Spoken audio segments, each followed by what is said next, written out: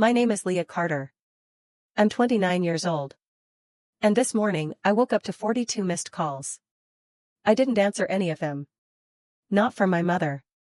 Not from my sister.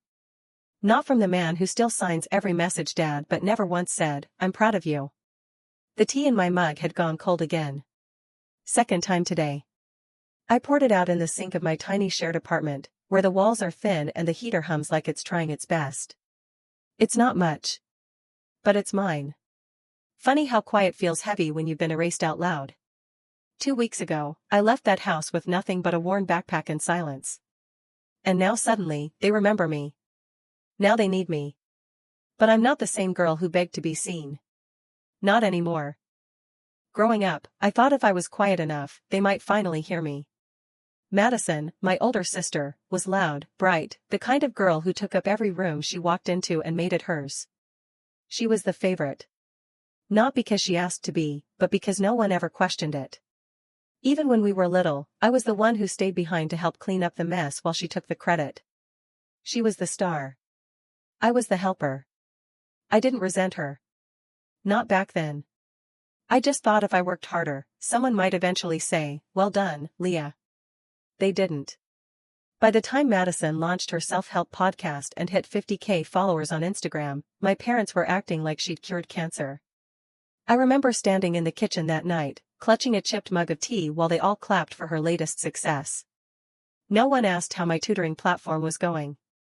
No one even looked my way. There was a photo on the living room wall. It used to be a picture of all 4 of us at the beach, sunburnt and smiling, when I was maybe 16. A few months ago, it got replaced. Now, it's just Madison in the center, Mom on one side, Dad on the other, and their golden retriever, Sprout, sitting proudly in front. I wasn't in it. They didn't even pretend I was. When I asked about it once, Mom said, "Oh, we just needed something more recent. Don't overthink it." But I knew better. It wasn't just a new photo. It was a revision. One night, I found a letter, folded and unopened, in Mom's desk. My handwriting. A birthday card I'd written the year before. Inside it was a small gift card to her favorite cafe, and a note that said, "If there's still a place for me, I'd like to find it again." She never opened it. She kept expired coupons, receipts from stores that no longer existed. But my letter? It sat there, still sealed, like it didn't matter. That's when I realized. It wasn't just that they forgot me. It's that they chose to. And sometimes the softest erasures hurt the most, because they never come with an explanation. Only silence. It happened on a Thursday night. Madison was live streaming again, perched perfectly on the living room sectional like it was a throne. Ring light glowing. Voice soft and performative. 50,000 followers, y'all, she beamed, brushing her hair back like she was on national TV. Mom clapped like she was watching a graduation. Dad nodded from his recliner. I stood in the doorway, still in my work clothes, sipping reheated tea that had already gone cold twice. They didn't see me. They never did. Then, the Wi-Fi flickered. Just for a second. Her smile cracked. "Oh my God," Madison snapped, dropping her influencer tone like a mask. "Not now. Why does this always happen when you're around?" I blinked. "Me?" She turned on me like I was an infection in the room. "You throw off my energy just by standing there, Leah. You breathe too loud. You're always heavy." I didn't know what to say. I looked at Mom, hoping for something. She didn't even flinch. Instead, she smoothed her pants, stood up, and said calmly, "She's not wrong." My stomach sank. "What?" "Every time something good happens," Mom said, her voice frighteningly soft, "you find a way to ruin it. You've ruined her life. And honestly? You've ruined ours too." Dad didn't say anything. He rubbed the bridge of his nose like he was too tired to care. That silence hurt more than the words. It was practiced. Familiar. Final. I didn't yell. Didn't cry. Didn't defend myself. I walked to the guest room, the one they only gave me after Madison turned my old bedroom into her recording studio. The door stuck. The carpet smelled like forgotten air freshener and old dust. I packed in silence. Just the basics: chargers, jeans, a few shirts. No photos. No keepsakes. Nothing I'd have to miss. 15 minutes later, I walked out. No one asked where I was going. No one stopped me. They just let the door close behind me like it was a relief. The street outside was quiet, unnervingly so. Not peaceful, just empty. I walked 2 blocks to a gas station with flickering lights. Bought a granola bar. A bottle of water. The clerk didn't look up. When I asked about the bus, he said, "Last one's in 8 minutes, if he's on time." He wasn't. But I waited anyway. Hands deep in my coat pockets. Backpack between my knees. Heart somewhere in my throat. When the bus finally came, I climbed on and didn't look back. No messages. No missed calls. Just my name on a screen I didn't check again. I stared out the window as the city passed by, blurry, uncaring, indifferent. And somewhere between that gas station and the beige motel I'd end up in, I realized something. They hadn't just kicked me out. They'd never really let me in. The motel room was beige. That's the only word I have for it. Beige walls. Beige curtains. Beige silence. It smelled like old cigarettes and industrial cleaner. Not fresh, just covered up. I dropped my backpack near the foot of the bed. The mattress creaked when I sat down, loud in the stillness. I didn't turn on the TV. Didn't scroll. Just stared at the ceiling until the water stain above me looked like a bruise. My phone sat on the nightstand, face down. No calls. No messages. Not even a "where are you?" Not even a "come home." Just silence, echoing their answer loud and clear. That night, I didn't cry. Not because I wasn't hurt, but because I'd cried so many times before and it never made a difference. The next morning, I was up before the sun. I counted everything I had left. $270, an ID that still listed my parents' address, and a stubborn need to prove I wasn't nothing. I walked. My feet ached before I even got 2 blocks, but I didn't stop. A tiny cafe near the bus depot had a sign out front. Free Wi-Fi. Coffee refills all day. That was enough. I ordered the cheapest thing on the menu, a plain coffee, and found a seat near the outlet. The chair wobbled, the table was sticky. Still, it felt like a beginning. I pulled out my phone and logged into every tutoring site I'd bookmarked but never used. One of them still had a profile I created in grad school. I updated it. Under About Me, I typed. Reliable. Patient. I show up even when no one else does. By noon, I had applied to 16 listings: SAT prep, college essay coaching, GED support. Not glamorous. But real.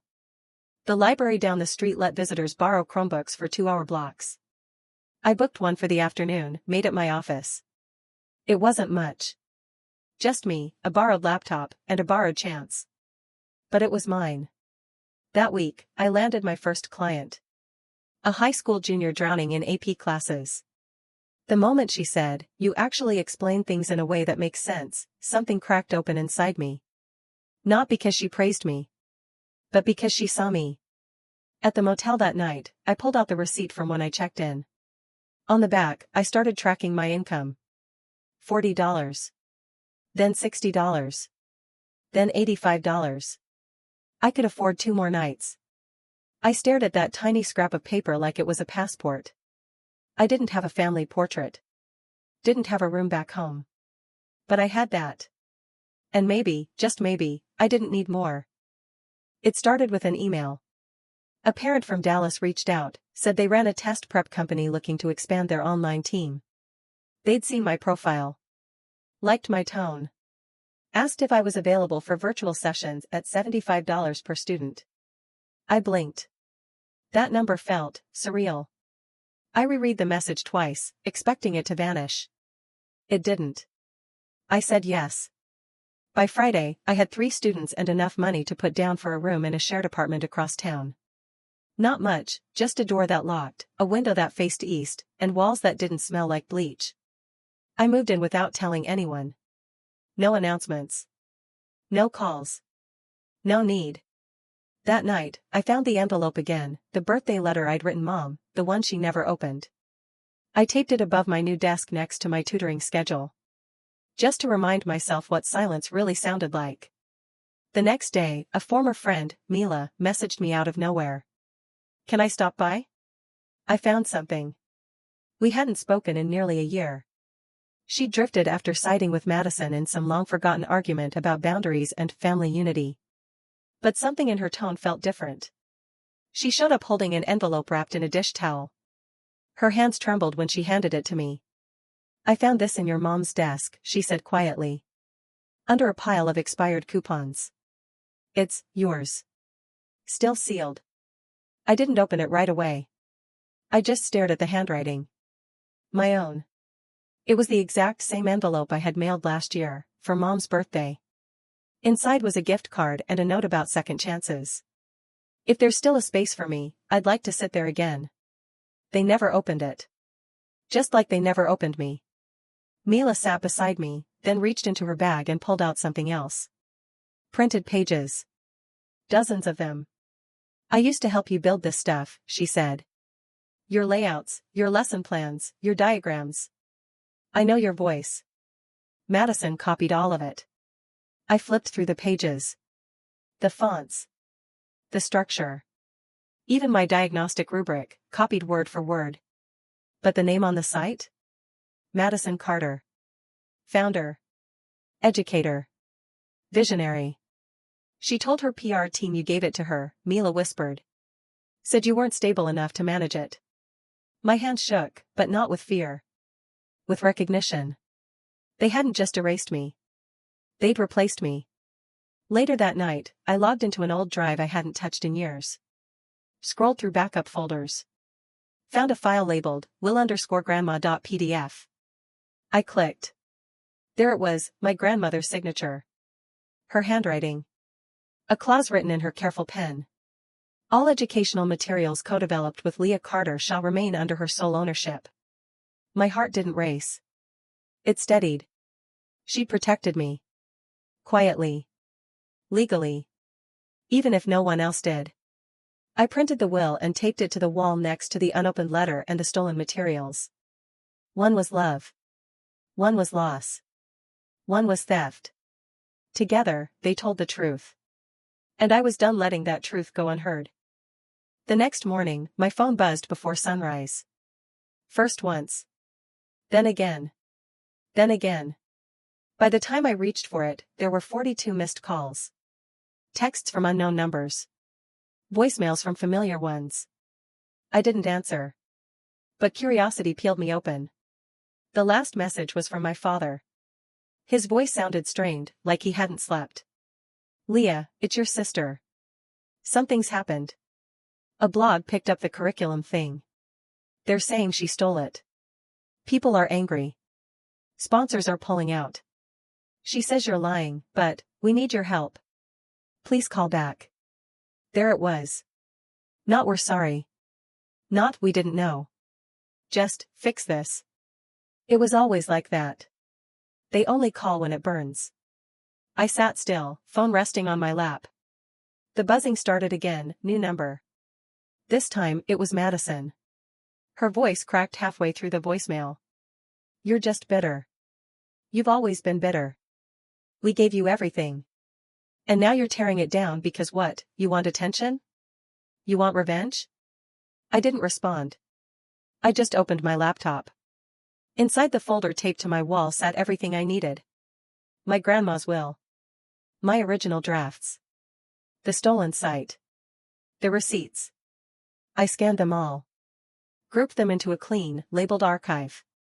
Then I recorded a short video. No makeup. No music. Just me. I read aloud the clause from my grandmother's will.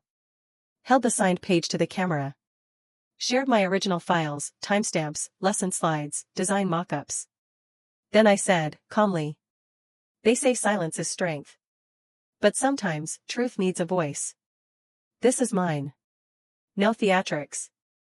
Just a quiet upload." By nightfall, the comments poured in. Former students. Parents. Strangers who recognized my voice in content that never credited me. And suddenly, the story shifted. Not because I screamed. but because I didn't need to anymore. Truth had its own weight. And now, so did I. 2 days later, a knock rattled my apartment door. I looked through the peephole. Verena. Robert. Madison. All three of them, standing in the narrow hallway like ghosts from a life I'd already buried. I opened the door, but didn't invite them in. We made mistakes, Verena began, her voice thinner than I remembered. We know that. But family means forgiving. I didn't flinch.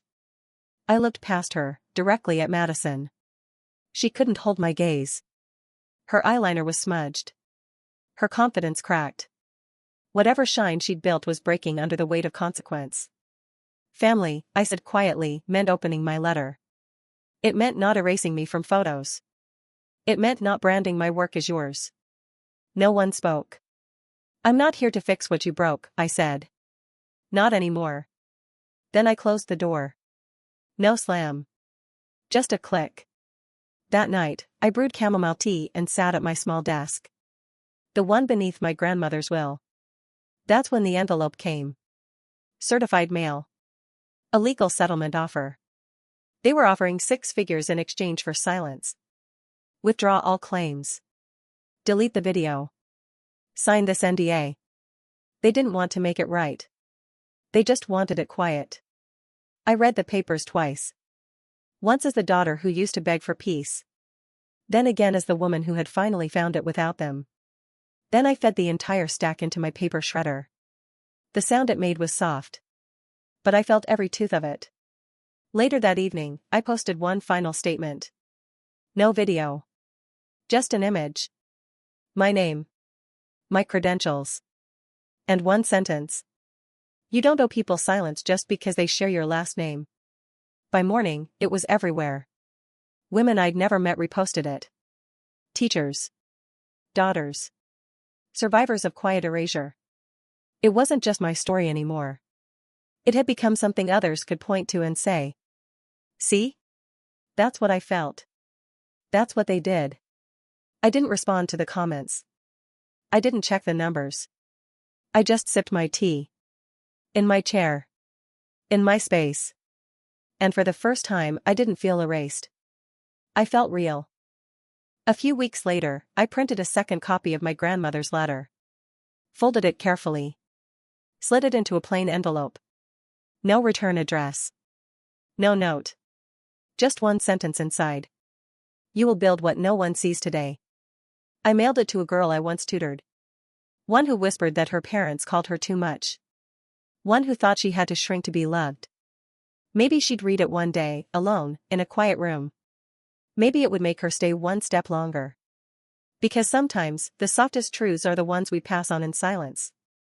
Not for closure, but for someone else's beginning.